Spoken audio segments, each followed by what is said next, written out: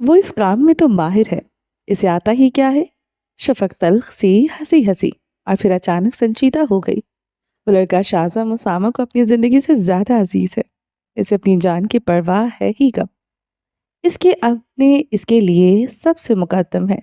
माहम के लबों पर भी एक मध्यम सी मुस्कुराहट रिंग गई। अच्छा ये बताओ, शादी की तैयारी कहाँ तक पहुंची। शफक ने मौजू बदला तो माहौल में फैली संजीदगी कम होने लगी। इसके बाद वो दोनों काफी देर तक वहां बैठी हंसती मुस्कुराती बातें करती रहीं, जैसे वक्त की तपिश कहीं दूर पीछे रह गई हो। जमात की मौत के बाद एएसपी ताहिर ने अपने कदमों की सिमत बदल ली थी। इसने अपना तबादला साइबर क्राइम के एक ऐसे यूनिट में करवा लिया था जो अंधेरों के सिर्फ सौदागरों का ताकुब करता था। डार्क वेब की इस पुरस्कार तंजीम जिसके लिए जमात काम करता था, इसका कच्चा चिट्ठा खोलना और इसके पूरे केस को कानून के शिकंजे में लाना ताहिर के लिए एक चैलेंज बन चुका था। बेशक वो अपनी मर्जी का मालिक था, मगर उसकी मर्जी हमेशा कानून के ताबे रहती। अगर वो कभी कानून की लकीर पार भी करता तो इसे एक कानूनी जवाब जरूर देता। इसके अपने कुछ असूल थे और इन असूलों पर इसने अपने ज़मीर से सौदा कर रखा था। 28 मई 2025 छुट्टी का दिन था, मगर पुलिस वालों की लुगत में आराम नाम का कोई लफ्ज़ नहीं होता। जहां शहर लाहौर की आम आवाम अपनी जिंदगियों की रंगीनियों में मगन थी, वहीं ताहिर अपनी 4 माह के तवील लाइला अमल को अंजाम तक पहुंचाने के करीब खड़ा था। बस एक हतमी तस्दीक की देर थी और इस तंजीम के ठिकानों पर छापा मार दिया जाना था। वो तड़प रहा था तो बस इस एक ठोस सबूत के लिए, जिसकी अदम मौजूदगी में इसे इन 3 मशकूक मकामात पर कार्रवाई की इजाज़त नहीं मिल रही थी। वो अपने तौर पर हाथ पांव मार चुका था, मगर अब इसे अपने अफसरान बाला के कलम की जंबिश दरकार थी। और वो अफसरान किसी भी कीमत पर आखिरी सबूत मांग रहे थे जो ताहाल रोपोश था जो ताहाल रोपोश था। सारा दिन कंप्यूटर स्क्रीन्स पर नजरें जमाए रखने के बाद शाम के साए गहरे हुए तो ताहिर अपनी गाड़ी लेकर निकल पड़ा। लाहौर की सड़कों पर गाड़ी दौड़ाते हुए इसकी नजरें मुसलसल बैक मिरर पर जमी थी। एक शख्स था जो पीछा कर रहा था। आखिरकार इसने गाड़ी का रुख गुलबर्ग के डिफेंस की जानिब मोड़ लिया। 2 किलोमीटर का फासला तय करने के बाद इसने सड़क के किनारे गाड़ी रोकी और बाहर निकलकर करीब पड़े एक बेंच पर नीम दराज हो गया। इसकी उकाबी नजरें एक स्याह रंग की कार पर थी जिसकी रफ्तार अब मध्यम बढ़ चुकी थी। ताहिर की नजरें ड्राइविंग सीट पर बैठी इस शख्सियत से टकराई और वही जम गई। वो गाड़ी बेंच के बिल्कुल करीब आकर रुक गई। ताहिर खामोशी से उठा और उस पुरस्कार गाड़ी की जाने बढ़ा। जैसे ही वो करीब पहुंचा, सेंट्रल लॉक खुलने की आवाज आई। इसने दरवाजा खोला और सामने निशिस्त पर विराजमान हो गया। साथ वाली सीट पर एक 25 साला खातून थी जिसके दिल की धड़कनें बंद गाड़ी के खामोश माहौल में साफ सुनी जा सकती थी। इतने में इस लड़की की नजरें ताहिर की झोली में पड़े स्याह ग्लोब पिस्तौल पर पड़ी जिसका रुख इसकी जानिब ही था। इसकी आंखें खौफ से फैल गईं और एक दबी दबी सी चीख उसके लबों से निकली। मुझे मुझे कुछ मत करना। इसके परेशान मगर पुरकशिश चेहरे पर पसीने की बूंदें चमकने लगी थी। मेरा पीछा क्यों कर रही हो। ताहिर की गरजदार आवाज गाड़ी के अंदर गूंजी। मुझे मुझे आपकी मदद चाहिए, इसने इल्तिजाया लहजे में कहा और थोड़ा सा ताहिर की तरफ मुड़ी। ताहिर इसकी हल्की सी हरकत पर चौकन्ना हुआ और पिस्तौल अपनी गिरफ्त में मजबूत कर ली। मैं किसी की मदद नहीं करता। इसका लहजा अब भी बर्फ की तरह सर्द था। मैं एक सहाफ़ी हूँ, खुदा के लिए मुझे गलत मत समझे। लड़की का लहजा अब टूटने लगा था, जैसे वो अभी रो देगी। ताहिर ने अपनी आंखें सुखेड़ी और गौर से इसके सरापे का जायजा लिया। सफ़ेद रंगत, बिखरे हुए बाल और चेहरे पर मेकअप का कोई नामो निशान न था। बगैर मेकअप के आई हो ताकि मुझे लगे कि तुम वाकई किसी मुसीबत में हो। ताहिर ने तंज किया। आप पुलिस वालों का मसला क्या है, किसी पर यकीन क्यों नहीं करते। वो लड़की एकदम गुस्से में आई, मगर अगले ही पल लहजा फिर से नरम पड़ गया। मैं सचमुच मुसीबत में हूँ। इसने अपने दोनों हाथ जोड़ दिए। आंखों से आंसू टूटकर इसके नाजुक गालों पर लरसने लगे, लेकिन ताहिर के चेहरे के तासुरात किसी संगे मरमर की मूर्ति की तरह साकत रहे। कौन हो तुम। इसने अपनी नजरें इसकी आंखों में गाड़ दी। मैं मोमिना हूँ, मोमिना रेहान, और मैं आपके साथ यूनिवर्सिटी में पढ़ती थी। مومنہ نے جب دیکھا کہ طاہر کا سوال بدلا ہے تو اس نے لرزتے ہاتھوں سے اپنے گال صاف کیے۔ طاہر اسے پہچاننے کی کوشش کرنے لگا۔ جھوٹ بول رہی ہو تم۔ سرد مہری اب بھی برقرار تھی۔ میرا یقین کریں۔ مومنہ نے تیزی سے اپنا پرس کھولا اور شناختی کارڈ اور ڈرائیونگ لائسنس نکال کر اس کے سامنے کر دیا۔ یہ جعلی بھی بن سکتے ہیں۔ طاہر نے پستول کی نالی سے ان کارڈز کو ایک طرف کر دیا۔ مومنہ کے چہرے پر امید کی جو ہلکی سی رمق آئی تھی وہ بھی غائب ہو گئی۔ پھر آپ کو کیسے یقین آئے گا؟ مقصد بتاؤ اپنا۔ طاہر نے پستول کی نالی اس کی پیشانی پر رکھ دی اور آنکھوں سے یہ یقین دلایا کہ وہ کسی بھی لمحے ٹریگر دبا سکتا ہے۔ مومنہ کے اعصاب ڈھیلے پڑ گئے۔ اسے لگا جیسے موت کا فرشتہ اس کے سامنے کھڑا ہے۔ میں وہ بڑبڑائی مگر الفاظ اس کا ساتھ چھوڑ گئے تھے۔ طاہر نے پستول اس کی کنپری سے ہٹایا، ڈیش بورڈ پر رکھا اور سیفٹی لاک آن کر دیا۔ مومنہ کو لگا جیسے اس کی نکلی ہوئی روح واپس جسم میں لوٹ آئی ہو۔ کہیں آرام سے بیٹھ کر بات کرتے ہیں۔ طاہر کے چہرے سے اب وہ مصنوعی سختی غائب تھی۔ کچھ دیر بعد وہ دونوں ایک پرسکون ریستوران میں بیٹھے تھے۔ مومنہ نے اپنے منٹ مارگریٹا کے گلاس کو دونوں ہاتھوں سے تھام رکھا تھا، جیسے وہ اس ٹھنڈک سے اپنے اعصاب پر قابو پانے کی کوشش کر رہی ہو۔ گلاس کی سطح پر برف کے 2 ٹکڑے تیر رہے تھے۔ طاہر پرسکون انداز میں ٹانگ پر ٹانگ رکھے اس کے بولنے کا منتظر تھا اور چائے کے کپ سے وقفے سے چسکیاں لے رہا تھا۔ میری دوست اغوا ہو گئی ہے۔ آخرکار مومنہ نے نخیف لب ہلے۔ شروع سے بتاؤ، طاہر نے مختصر کہا۔ مومنہ نے نظریں اٹھائی۔ میری دوست کا نام فائقہ محمود ہے۔ ہم بچپن کی سہیلیاں ہیں۔ اسکول، کالج اور پھر یونیورسٹی تک ساتھ رہے۔ میں تو اسلام آباد کی یونیورسٹی میں پڑھا ہوں۔ طاہر نے اس کی بات کاٹی اور اسے گہرائی سے دیکھنے لگا۔ آپ اب بھی مجھ پر شک کر رہے ہیں؟ مومنہ نے ایک تلخ مسکراہٹ کے ساتھ کہا۔ بھروسہ کرنے کی کوئی ٹھوس وجہ دو تو سنے پھر۔ میں نے وہ یونیورسٹی چھوڑ کر صحافت کا سفر شروع کیا اور وہ گریجویشن کے بعد ایک کالج میں پروفیسر بھرتی ہو گئی۔ 1 سال پہلے وہ اچانک غائب ہو گئی۔ اس کے گھر والوں نے زمین آسمان ایک کر دیا مگر ہماری پولیس ہمیشہ کی طرح ناکام رہی۔ آپ کے سامنے بھی ایک پولیس والا ہی بیٹھا ہے۔ طاہر نے یاد دلایا۔ جانتی ہوں۔ مومنہ نے عجیب سی نظروں سے اسے دیکھا۔ وہ میری سب سے بہترین دوست ہے۔ میں نے فائقہ کا سراغ لگانے کے لیے دن رات ایک کر دیے اور آخرکار مجھے ایک پیٹرن ملا۔ کیسا پیٹرن؟ طاہر اب دلچسپی لے رہا تھا۔ صرف اسلام آباد میں پچھلے 1 سال میں 13 لوگ اغوا ہوئے ہیں جن کا کوئی سراغ نہیں ملا۔ وہ سب نئے گریجویٹس تھے اور ان میں 13 میں سے 9 لوگ اسی یونیورسٹی میں پڑھے ہوئے تھے جہاں سے ہم پڑھے تھے۔ مومنہ نے بات ادھوری چھوڑی اور گلاس سے ایک گھونٹ بھرا۔ طاہر کے چہرے کا رنگ اب بدل چکا تھا۔ آگے بتاؤ۔ طاہر نے خالی کپ میز پر رکھا۔ کچھ سال پہلے ہماری یونیورسٹی میں یہ سب ہوتا تھا مگر پھر آپ کے دوست نے اس تنظیم کا خاتمہ کر دیا۔ تمہیں کیسے پتا کہ اس نے صفایا کر دیا تھا؟ طاہر کا تجسس اب عروج پر تھا۔ جب شازم نے اس پروفیسر کو مارا تھا اس کے بعد کوئی ایسا حادثہ نہیں ہوا۔ مجھے یقین ہے وہ پروفیسر ہی اس تنظیم کا سربراہ تھا۔ تمہیں شازم کا نام بھی یاد ہے؟ اس نے میری جان بچائی تھی۔ مومنہ کے اس انکشاف نے طاہر کو ہلا کر رکھ دیا تھا۔ کیا مطلب؟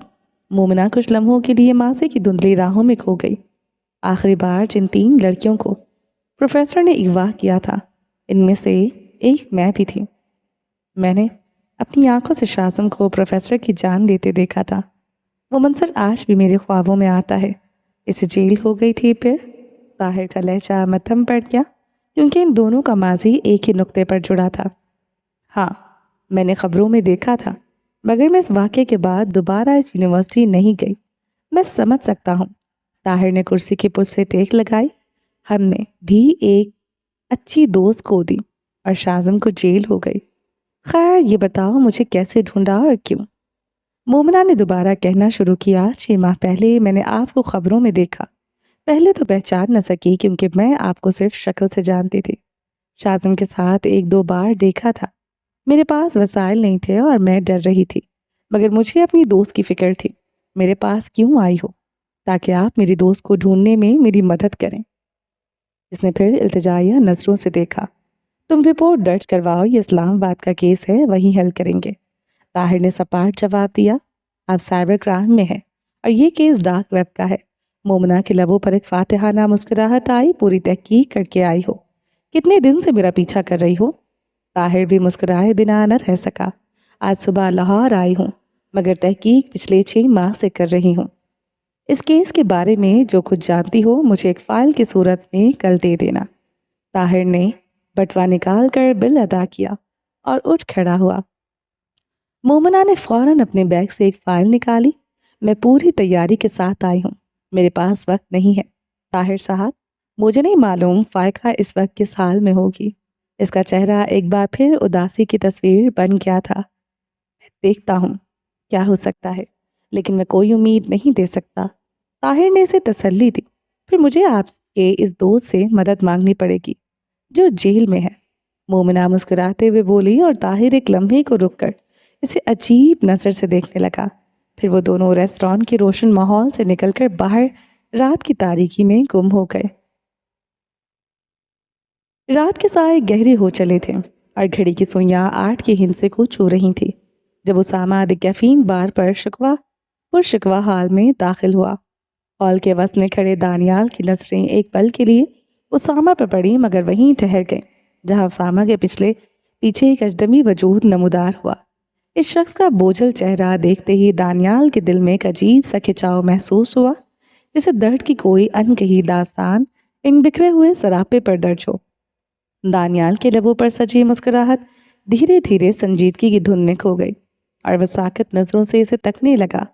یہ احساس اس کے لیے نیا نہ تھا، کیونکہ اذیت کی ایسی ہی لہریں وہ اکثر اسامہ کے چہرے پر بھی دیکھ چکا تھا۔ اسے محسوس ہوا کہ وہ چہروں کے پیچھے چھپے حادثات کو پڑھنے لگا ہے۔ یہ اسامہ کی صحبت کا اثر آیا تھا، اس کی اپنی چھٹی حس کی بیداری۔ وہ فی الحال اس سے بے خبر تھا۔ شازم کی سرد اور مجمد نظریں بھی دانیال کے چہرے کا طواف کر رہی تھیں۔ جب وہ دونوں دانیال کے قریب پہنچے تو اسامہ نے فضا کے تناؤ کو کم کرنے کے لیے مسکراتے ہوئے ہاتھ کے اشارے سے تعارف کروایا۔ یہ ہے دانی۔ شازم کے خشک لبوں پر ایک ہلکی مسکراہٹ، بے جان مسکراہٹ لرز کر رہ گئی۔ اس نے مسافر کے لیے ہاتھ بڑھایا۔ جب دانیال نے اس کا ہاتھ تھاما تو اسے ایسے لگا جیسے اس نے کسی جیتے جاگتے انسان کے بجائے کسی ٹھنڈے اور بے حس پتھر کو چھو لیا ہو۔ پھر اس کی نظر شازم کے ہاتھ پر لگے پرانے زخم پر پڑی، لیکن وہ مزید کچھ نہ بولا۔ آپ کے بارے میں بہت سی باتیں سن رکھی ہیں دانیال۔ شازم کا لہجہ محبت کی چاشنی میں ڈوبا ہوا تھا، اور ہوتا بھی کیوں نہ، سامنے کھڑا لڑکا وہی تھا جس کے قصے اسامہ سے اکثر سنایا کرتا تھا۔ وہ جانتا تھا کہ یہ نوجوان اسامہ کی زندگی کا اہم جزو ہے، اور جو اسامہ کے لیے خاص تھا وہ شازم کے لیے بھی معتبر ٹھہرا۔ لیکن ہمیں بھائی نے آپ کے بارے میں کچھ نہیں بتایا شازم بھائی، دانیال نے جوابی مسکراہٹ بکھیرتے ہوئے گلا کیا۔ اب میں خود آ گیا ہوں، جو جی میں آئے پوچھ لینا۔ شازم کے لہجے میں زندگی کی رمق چھلکی اور وہ ہنس دیا۔ ٹھیک ہے، اور ہاں بھائی، ماہم آپی شدید غصے میں ہے۔ دانیال نے شرارت سے اسامہ کو خبردار کیا۔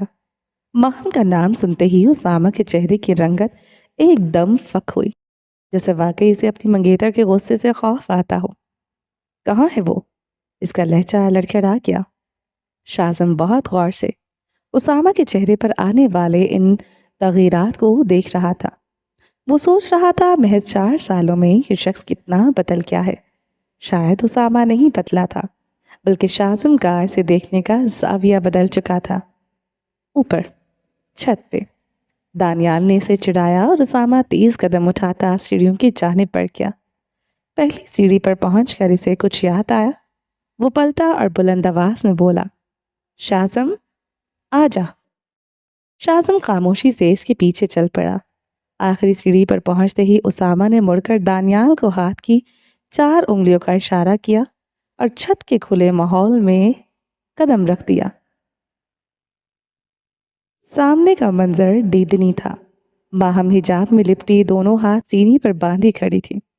اس کا گورا چہرہ غصے کی تپش سے تمتما رہا تھا۔ اسامہ نے اسے دیکھتے ہی قدم پیچھے موڑے، مگر ماہم کی کڑک دار آواز نے اسے وہیں مجمد کر دیا۔ کدھر جا رہے ہیں آپ اب؟ شفق، جو ایک طرف کرسی پر بیٹھی یہ تماشا دیکھ رہی تھی، زیر لب مسکرانے لگی۔ وہ جانتی تھی کہ اسامہ کی یہ معصومیت محض ایک ڈرامہ ہے۔ وہ اپنے بھائی کی رگ رگ سے واقف تھی۔ تبھی شفق کی نظر ایک دوسرے شخص پر پڑی جس نے ابھی چھت پر قدم رکھا تھا۔ اسے بھی وہی سب محسوس ہوا جو نیچے دانیال محسوس کر چکا تھا۔ ماہم نے بھی شاہزم کو دیکھا اور کچھ کہتے کہتے رک گئی۔ شاہزم نے ایک سرسری سی نظر ماہم اور شفق پر ڈالی اور دھیمے لہجے میں سلام کیا۔ جواب ملنے پر اسامہ نے باقاعدہ تعارف کروایا۔ شفق کی نظریں اب بھی شاہزم کے چہرے کے نقوش پر جمی تھیں، مگر وہ نظریں جھکائے خاموش کھڑا رہا۔ شاہزم بیٹھ۔ اسامہ نے کرسی کی طرف اشارہ کیا اور شاہزم بوجھل قدموں سے چلتا ہوا وہیں بیٹھ گیا۔ ماہم فوراً اسامہ کے قریب آئے اور سرگوشی نما غصے میں بولی، میرا فون کیوں نہیں اٹھا رہے تھے آپ؟ ماہم کے جلال کو دیکھ کر اسامہ کی ہنسی چھوٹ گئی، جسے اس نے فوراً منہ پر ہاتھ رکھ کر دبانے کی کوشش کی۔ پھر مصنوعی سنجیدگی اوڑھ کر بولا، میرا فون؟ اس نے اپنی پینٹ کی جیبوں کو ٹٹولا۔ اوہ، وہ تو گاڑی میں رہ گیا۔ اور یہ کہہ کر وہ دوبارہ نیچے کی طرف بھاگا۔ اس بندے کا کچھ نہیں ہو سکتا۔ ماہم کا غصہ اسامہ کی اس حرکت پر برف کی طرح پگھل گیا تھا۔ وہ سر ہلاتی ہوئی بڑبڑائی اور شفق کے ساتھ والی کرسی پر بیٹھ گئی۔ لڑا نہ کرو، 2 ہفتے بعد تم دونوں کی شادی ہے، شفق نے پیار سے سمجھایا۔ وہ لڑنے دیتا ہی کب ہے؟ میں غصہ کرتی ہوں، وہ آگے سے ہنسنا شروع کر دیتا ہے۔ ماہم نے بچوں کی طرح منہ بنا کر شکایت کی، مطلب تم لڑنا چاہتی ہو؟ شفق کھلکھلا کر ہنس پڑی۔ نہیں، لیکن اس کی حرکتیں تو دیکھیں نا آپ۔ ماہم کی ناراضگی اب لفظوں تک محدود تھی۔ لہجے سے غصہ رخصت ہو چکا تھا۔ شاہزم سامنے بیٹھا یہ سب سن کر خاموشی سے مسکرا رہا تھا۔ وہ اپنے دوست کی خوشحال زندگی دیکھ کر مطمئن سا تھا، مگر اپنی ذات کے لیے اس کے پاس کوئی جذبہ نہ تھا۔ یہ ان 4 سالہ قید کی تاریکی کا اثر تھا، جس نے اسے اس کے الفاظ اور چہرے کی رونق چھین لی تھی۔ اتنے میں اسامہ دوبارہ نمودار ہوا، ہاتھ میں ٹرے سنبھالے اور موبائل فون دانتوں میں دبائے۔ اس کی یہ مضحکہ خیز صورت دیکھ کر وہاں موجود تینوں افراد اپنی ہنسی نہ روک سکے۔ اس نے ٹرے میز پر رکھی، جس میں 4 مگوں سے چائے کی بھاپ اٹھ رہی تھی۔ کوئی سیدھا کام ہے تمہارا؟ اب باری شفق کے برسنے کی تھی۔ اسامہ کرسی کھینچ کر ان کے درمیان بیٹھ گیا۔ کیوں؟ کیا چائے ٹیڑھی آئی ہے؟ اس نے معصومیت کا لبادہ اوڑھ لیا۔ میں چائے کی نہیں، تمہاری لاپرواہی کی بات کر رہی ہوں۔ صبح سے فون کیوں نہیں اٹھا رہے؟ ہم سب پریشان تھے۔ شفق کے لہجے میں بڑی بہن کی ممتا اور فکر نمایاں تھی۔ فون سائلنٹ پر تھا۔ اس نے سچ کہا تھا۔ وہ صبح جاتے ہوئے فون سائلنٹ کر گیا تھا تاکہ واپسی پر اسے جھوٹ کا سہارا نہ لینا پڑے۔ پھر اس نے کسی ماہر ویٹر کی طرح مگ اٹھا کر سب کے سامنے رکھے۔ ماہم کا مگ رکھتے ہوئے اس نے اسے شرارت سے آنکھ مار کر، مگر ماہم نے اپنے تاثرات کو یکسر سپاٹ رکھا۔ شاہزم بھائی کی وجہ سے آپ بچ گئے ہیں اسامہ، ورنہ آج میں نے آپ کو چھوڑنا نہیں تھا۔ ماہم بالاخر بول پڑی۔ اسے کسر نکالنی تھی، مگر اسامہ کا انداز ایسا تھا کہ وہ چاہ کر بھی سخت نہ ہو سکی۔ اچھا نا، سوری۔ اسامہ نے بچوں جیسا لہجہ اپنایا۔ ماہم کے دل کی رہی سہی ناراضگی بھی ہوا کی جھونکی کے ساتھ اڑ گئی۔ وہ جانتی تھی کہ سامنے بیٹھا شخص اس کے غصے کو پگھلانا جانتا ہے، اس لیے وہ زیادہ دیر خفا نہ رہ پاتی تھی۔ شاہزم بڑی حیرت سے اسامہ کو دیکھ رہا تھا۔ اسے یقین نہیں آ رہا تھا کہ یہ وہی اسامہ ہے، وہ اسامہ جسے وہ 4 سال پہلے چھوڑ کر جیل چلا گیا تھا۔ وہ تو کوئی اور ہی شخص تھا۔ وہ انا کا ایک ایسا پہاڑ تھا جسے سر کرنا ناممکن تھا۔ وہ جو لوگوں کو صرف استعمال کرنا جانتا تھا، جسے جذبات کی الف بے کا بھی علم نہ تھا۔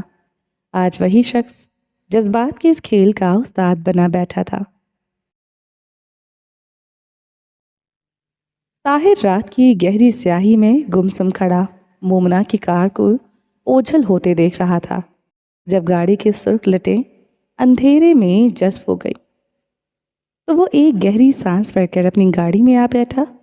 ابھی اس نے انجن سٹارٹ کیا تھا کہ موبائل کے مخصوص ٹون خاموش فضا میں گونجی۔ اس نے فون نکالا تو نوٹیفیکیشن پینل پر ایک نام جگمگا رہا تھا، اسامہ۔ میسج کھولا تو اس میں محض 2 لفظ اور ایک وقت درج تھا، TCB اور 11۔ یہ پڑھتے ہی طاہر کے لبوں پر ایک انجانی سی مسکراہٹ رینگ گئی۔ اس نے گاڑی گیئر میں ڈالی اور سڑک پر دوڑا دی۔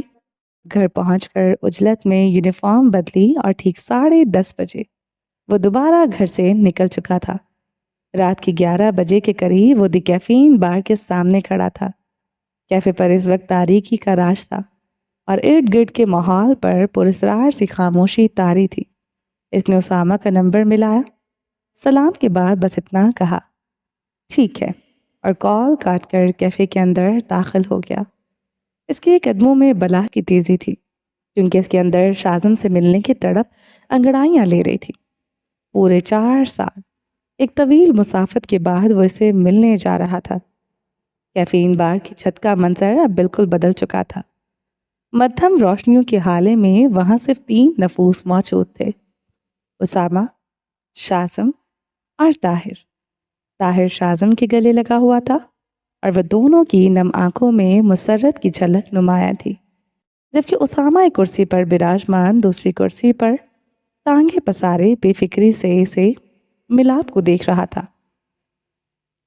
رسمی خیریت اور حال احوال کے بعد وہ دونوں بھی کرسیوں پر بیٹھ گئے۔ کب پہنچے؟ طاہر نے پہلا سوال داغا۔ آج اس کے ذہن میں سوالات کا ایک طوفان تھا، مگر ان کا رخ اسامہ کی جانب تھا۔ 8 بجے پہنچ گئے تھے۔ شازم کی بھاری آواز ابھری، اسلام آباد میں ملے کسی سے؟ طاہر نے تجسس سے پوچھا۔ نہیں، انہیں فی الحال نہیں پتا کہ شازم باہر آ گیا ہے۔ اس بار جواب اسامہ کی طرف سے آیا، میری شادی پر آئیں گے نا؟ تب ملاقات ہو جائے گی۔ مبارک ہو بھائی، اب تو پولیس آفیسر بن گیا ہے۔ شازم نے محبت سے طاہر کے کندھے پر ہاتھ رکھا۔ عذاب میں پھنس گیا ہوں یار، پولیس کی ڈیوٹی بہت مشکل ہے۔ طاہر کے چہرے پر بیزاری کے سائے لہرائے۔ باہر کون سا زندگی آسان ہے؟ اسامہ نے لقمہ دیا۔ کہہ کون رہا ہے جو سارا دن بیلا پڑا رہتا ہے؟ طاہر نے ترچھی نظروں سے اسے دیکھا۔ میں نے تیرے پاؤں پکڑے تھے کہ پولیس میں جا، تیرا اپنا کیڑا تھا، اب بھگت۔ اسامہ نے تڑکی بتڑکی جواب دیا تو شازم بے اختیار ہنس پڑا۔ مجھ سے جھوٹ کیوں بولا؟ طاہر نے مذاق کو ایک طرف رکھا اور براہ راست اصل موضوع پر آ گیا۔ اب میرا کون سا جھوٹ پکڑا گیا؟ اسامہ پھر سے معصومیت کا لبادہ اوڑھ گیا کہ بلیک روز ختم ہو گیا تھا۔ طاہر کے لہجے میں تناؤ واضح تھا۔ اس میں جھوٹ کیسا؟ شازم نے مار دیا تھا اسے۔ اسامہ نے حیرت سے شازم کی جانب دیکھا جیسے وہ واقعی لا علم ہو، اور شازم نے بھی اسی لا علمی کا اظہار کیا۔ وہ سینیڈکٹ ابھی بھی چل رہا ہے۔ اور تو نے یہ بھی نہیں بتایا کہ ضماد بھی بلیک روز کا حصہ تھا؟ ضماد بلیک نہیں، ریڈ روز کا آدمی تھا، اسامہ نے نہایت سکون سے جواب دیا۔ کیا اتفاق ہے نا کہ دونوں کے نام ایک جیسے ہیں۔ آج ایک لڑکی آئی تھی میرے پاس۔ طاہر نے جیب سے موبائل نکال کر مومنہ کی وہ تصویر دکھائی جو اس نے چوری چھپے لی تھی۔ اسامہ نے ایک نظر میں اسے پہچان لیا۔ جانتا ہوں اسے، مومنہ نام ہے اس کا۔ اس نے موبائل شازم کی طرف بڑھایا۔ شازم نے بغور دیکھتے ہوئے کہا، 4 سال پہلے دیکھا تھا اسے۔ مطلب وہ سچ بول رہی تھی؟ طاہر نے شازم سے موبائل پکڑا اور اسکرین آف کر کے میز پر رکھ دی۔ کیا بول رہی تھی؟ سوال شازم کی طرف سے آیا۔ طاہر نے وہ ساری داستان جو مومنہ نے اسے سنائی تھی ان دونوں کے گوش گزار کر دی۔ وہ دونوں خاموشی سے سنتے رہے۔ آخر میں اسامہ بولا، مدد کر پھر اس کی۔ اگر ریڈ روز اور بلیک روز آپس میں جڑے ہوئے ہیں تو تیرا آدھا کام ہو چکا۔ تجھے حیرانی نہیں ہو رہی؟ طاہر چونک اٹھا۔ کیا سننا چاہتا ہے؟ اسامہ نے بلاخر ہار مانتے ہوئے پوچھا۔ صرف سچ اور ادھورا نہیں پورا، طاہر نے ٹوک کر کہا۔ اسامہ نے کرسی کی پشت سے ٹیک لگائی اور ایک نظر آسمان پر تیرتے ادھورے چاند کی طرف دیکھا۔ میں تم دونوں کو اس میں ملوث نہیں کرنا چاہتا۔ میں نے تجھے صرف اتنی معلومات دی تھی جتنی ضروری تھی۔ وہ سیدھا ہو کر طاہر کی آنکھوں میں جھانکنے لگا۔ لیکن مجھے یہ سب جاننا ہے، بلیک روز، ریڈ روز، وہ لڑکی اور شازم لاہور کیوں آیا ہے؟ شاہزم میری شادی پر آیا ہے اور وہ لڑکی سچ بول رہی ہے۔ جہاں تک بات ہے ان سینڈیڈیٹس کی ہے تو انہیں کوئی ختم نہیں کر سکتا۔ کیا مطلب؟ کیوں؟ طاہر کے چہرے پر الجھن کے بادل گہرے ہوئے۔ وہ تنظیم دیمک کی طرح پھیل چکی ہے۔ ہر بڑے شہر میں ان کے کارندے موجود ہیں۔ شاہزم نے صرف بلیک روز کے ہیڈ کو مارا تھا۔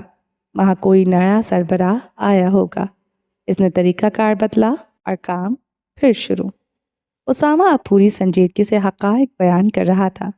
پھر مجھے ریڈ روز کے پیچھے کیوں لگایا؟ طاہر نے کہنی میز پر رکھی اور تھوڑا سا آگے کو جھکا۔ تجھ پر یقین ہے اور کسی پر نہیں۔ اسامہ نے اپنی نظریں طاہر کی آنکھوں میں گاڑ دی۔ چل اس سوال کو چھوڑ دیتے ہیں۔ تو خود کیا کر رہا ہے؟ طاہر کا لہجہ تھوڑا نرم پڑا۔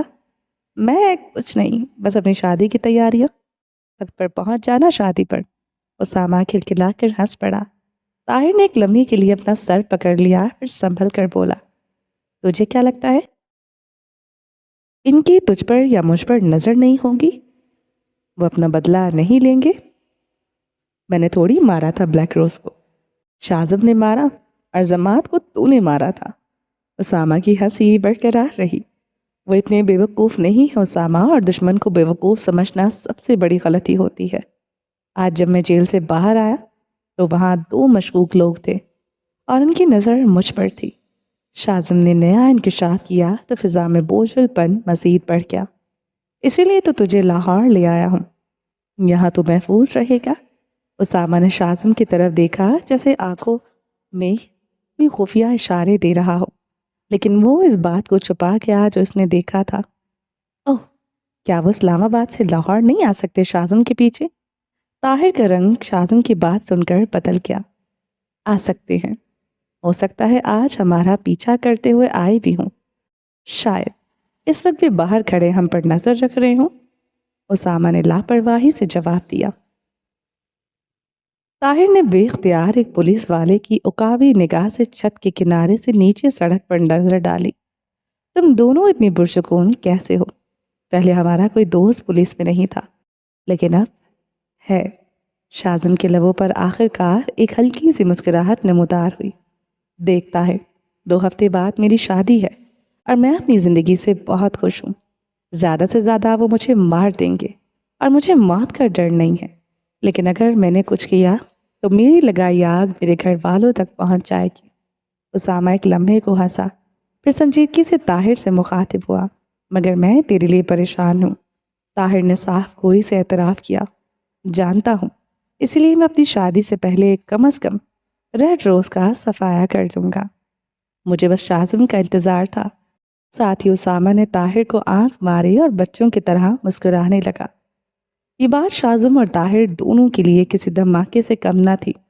وہ جو کچھ لمحات پہلے کہہ رہا تھا، اسے کچھ نہیں کرنا، اب وہ کہہ رہا ہے کہ وہ پوری تنظیم کا خاتمہ کر دے گا، وہ بھی 2 ہفتوں میں۔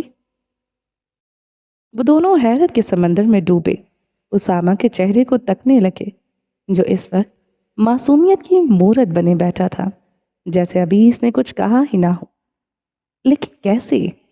اب طاہر تجسس بھری نظروں سے اسامہ کو دیکھ رہا تھا۔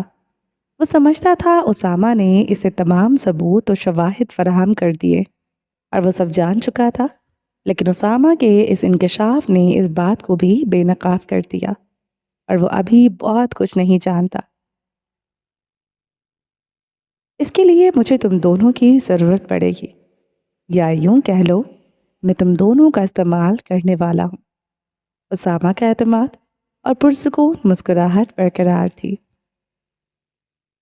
شاہزم سے مجھے اجازت لینے کی ضرورت نہیں ہے، اور تو خود میرے پاس آ گیا ہے مسئلہ لے کر۔ کیا کرنا ہے؟ شاہزم نے سنجیدگی سے پوچھا۔ تم دونوں چارہ بنو گے اور میں شکاری۔ پھر اسامہ نے اپنا آدھا منصوبہ طاہر اور شاہزم کو سمجھا دیا۔ انہیں کوئی اور سن تو نہیں رہا تھا، لیکن انہیں دیکھنے والی آنکھیں 400 کلومیٹر دور اسلام آباد میں بھی ایک اسکرین پر کیفین بار کی چھت کا منظر دیکھ رہی تھی۔ بساط بچ چکی ہے، لیکن میدان فی الحال خالی ہے۔ جو پہلے میدان میں اترا جیت اس کی۔ اسامہ کے آخری الفاظ جو اس نے شاذم اور طاہر سے کہے۔ چلیں جی باقی کا نیکسٹ ایپیسوڈ میں کنٹینیو کریں گے۔ امید ہے آپ کو یہ ایپیسوڈ پسند آئی ہوگی۔ اگر آپ نے ابھی تک ہمارے چینل کو سبسکرائب نہیں کیا تو جلدی سے ابھی سبسکرائب کر دیں، لائک اینڈ شیئر کریں اور اپنی رائے کامنٹ باکس میں لازمی دیں۔ اپنا ڈھیر سارا خیال رکھیے گا، دعاؤں میں یاد رکھیے گا۔ ملتے ہیں نیکسٹ ایپیسوڈ کے ساتھ، تب تک کے لیے اللہ حافظ۔